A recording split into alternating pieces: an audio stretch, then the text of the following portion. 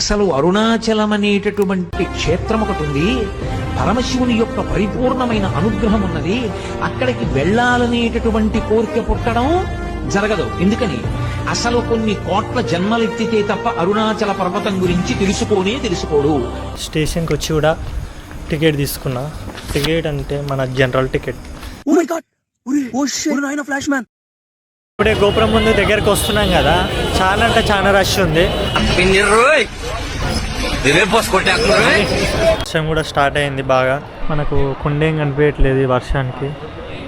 ఓం నమః శివాయ, ఓం నమః శివాయ.